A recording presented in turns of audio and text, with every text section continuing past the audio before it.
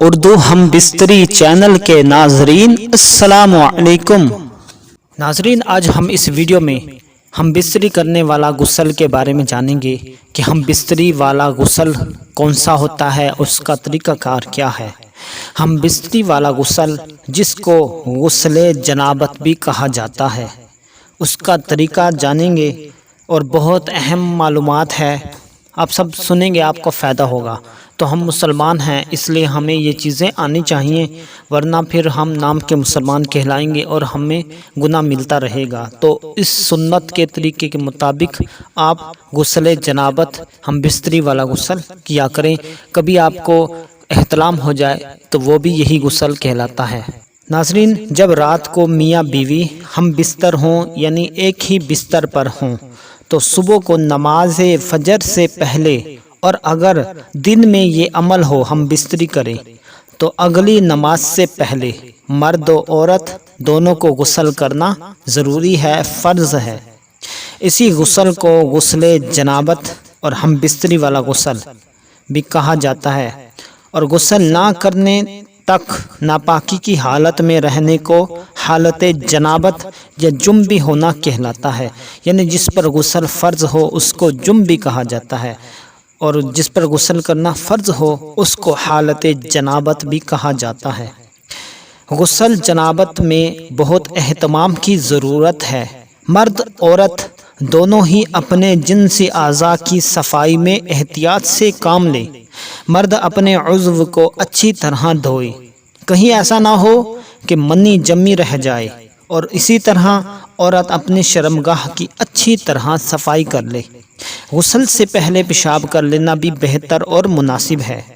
ان مقامات ناپاکی کو دھونے کے بعد غسل کر لے، پھر تمام بدن پر پانی ڈال کر ہاتھوں سے اچھی طرح ملے تاکہ کوئی حصہ جسم خشک نہ رہ جائے۔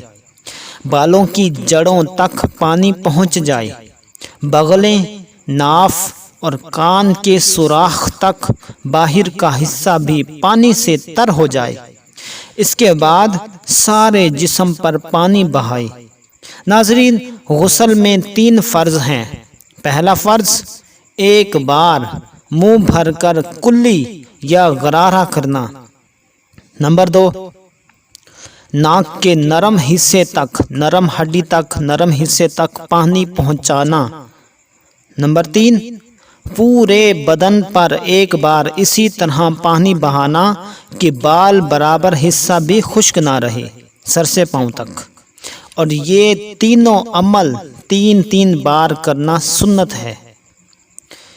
سوتے وقت احتلام ہو جائے یا جاگنے کی حالت میں بغیر صحبت کے، بغیر ہم بستری کے انزال ہو جائے، یا محض بوسوں کی نار کی حالت میں ہی شہوت کے ساتھ منی خارج ہو جائے تو بھی غسل کرنا فرض ہو جاتا ہے۔ عورت کی فرج میں، شرمگاہ میں، مرد کی سپاری داخل ہونے پر خواہ انزال نہ ہو، یعنی کہ منی نہ نکلے، مرد نے عورت کی شرمگاہ میں اپنی سپاری ڈال دی، اپنی شرمگاہ کا حصہ ڈال دیا، اگرچہ منی نہ نکلے، انزال نہ ہو، لیکن دونوں پر غسل فرض ہو گیا۔ جو عورتیں یا مرد نماز پنجگانہ کے عادی نہیں، محض کاہلی، سستی یا جھوٹ، شرم و حیا سے غسل جنابت کیے بغیر کئی دن گزار دیتے ہیں، یہ بڑی نحوست اور بے برکتی کی بات ہے۔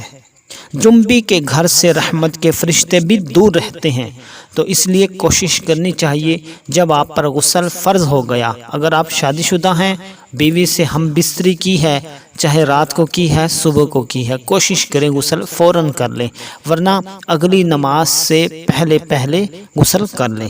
کوشش کریں جتنا جلدی ہو سکے۔